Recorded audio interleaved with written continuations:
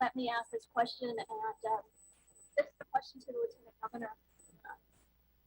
Lieutenant Governor, I spoke with several Asian American parents this morning, those parents from Upper Arlington, from your community. I know that yesterday they sent you a letter concerned about the words that you said when you described the virus as the Wuhan virus. They said that those words are very hurtful, and in a climate where we are seeing an increase in Asian American violence, why would you choose to use those words? And will you meet with those parents who are in your community in Upper Arlington?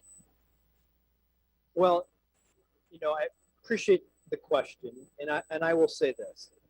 It's important to understand the context in which you do things. And the context for my words were built around an article that I posted where the ex-CDC director believed that the coronavirus originated in a Wuhan lab. That was the title of the article.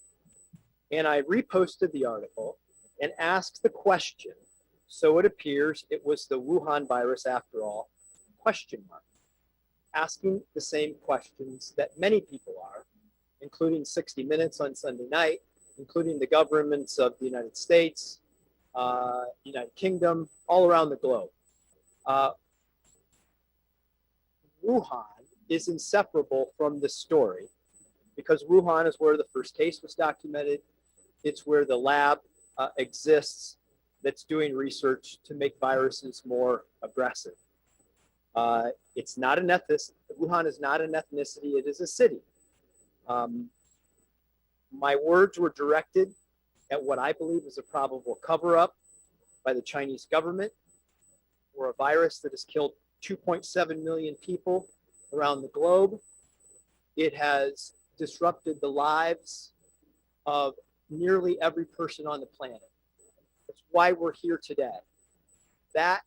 What happened there is why we're here today and why people are doing this all over the world right now. And I believe that there needs to be an independent investigation into it.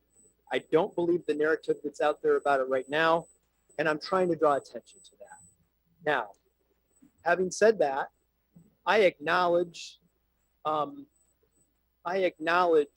people who disagree with me on this.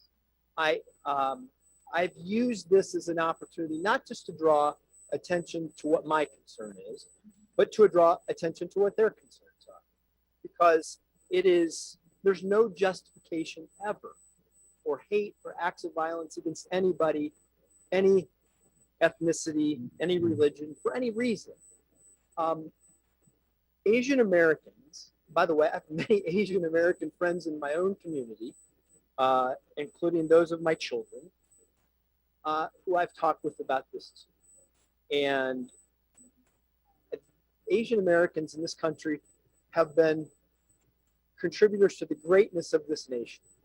In the past, in our military, in every walk of life. And they've contributed to making this a wonderful country. And I'm specifically empathetic to the issues surrounding Chinese Americans because of what the Chinese government has done that has affected Ohioans and Americans. And let me just go through this because I wrote a couple notes down. It's just about affecting Ohio. The Chinese government has been responsible in part by not stemming the flow of fentanyl. China has been involved in stealing intellectual property from the Cleveland Clinic, Nationwide Children's, Ohio State University, and Ohio businesses that do business in China. And some of the theft from our pandemic unemployment system and cybersecurity threats are connected to China. There have been 4 communicable diseases that have come from China in the past 20 years, including the latest one, the virus, the coronavirus that we're dealing with now. But this in no way is the fault of Chinese Americans. It is the responsibility of the Chinese government. And so I will use this opportunity to say all that. I did not get a chance to see the letter. It did not come to me, did not come to our office. We've been able to track it down. I will look at that letter. I will respond to that letter. I value people who disagree with me. I like to try to build bridges with people who do.